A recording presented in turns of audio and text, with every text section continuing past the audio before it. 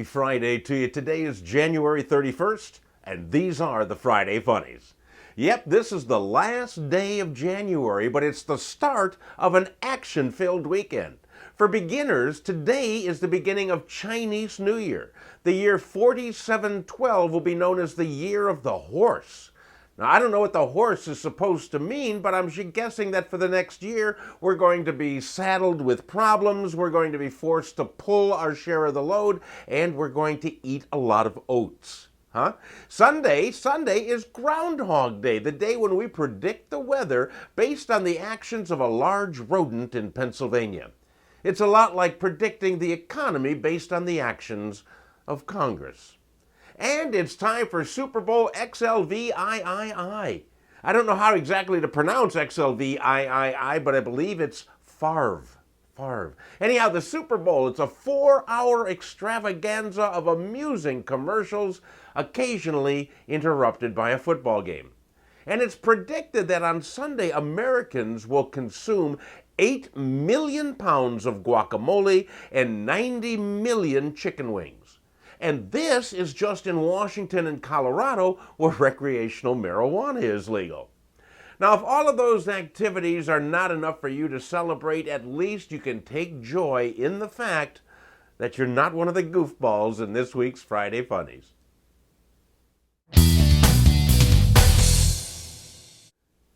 The British are not known for their sense of humor, which I discovered the first time I spoke there. I found getting laughs from the Brits to be challenging, but apparently it's because I was discussing the wrong subject. In Enfield, England, Judge James Patrick reprimanded jurors this week who were listening to a trial for Paul Lovell. Mr. Lovell was accused of having relations with a sheep. Now, during the trial, it was brought up that Lovell had sex with the sheep only because he was turned down by the cow. This is when the jury started laughing, and quite honestly, who could blame them? No decision has been reached yet, but Lovell has been told to keep away from cattle ranches, petting zoos, and lanolin.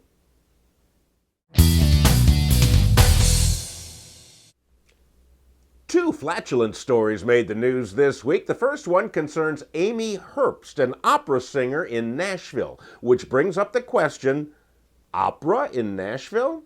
Anyhow, during childbirth, Amy had an operation which she claims was botched by the doctor. Now, whenever she sings and reaches high C, she farts.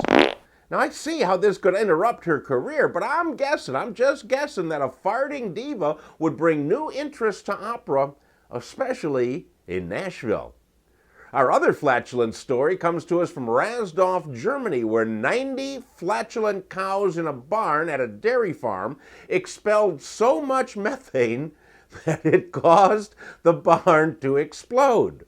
The buildup of methane ignited when one cow said to the other, "Hey, pull my hoof." I think the cows actually should team up with Amy Herbst to do a remake of the classic opera, The Bovines of Seville. It would be a gas. In China, 34-year-old Park Siu-young earns $9,000 a month with her internet business. Her business involves spending 4 hours a day sitting in front of her computer webcam and eating.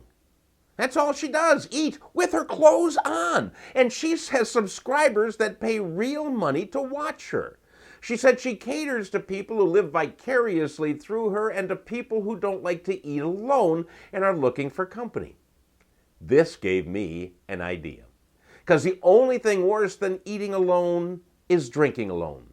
So I'm going to be launching my new website, drinkwithdale.com, and for several hours each day, you can pay money to have a drink with me.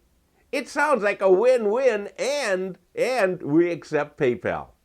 Hey, that's all for this week, my friends. Please stay warm if you're in a cold place, stay cool if you're in a warm place, and I will see you next week.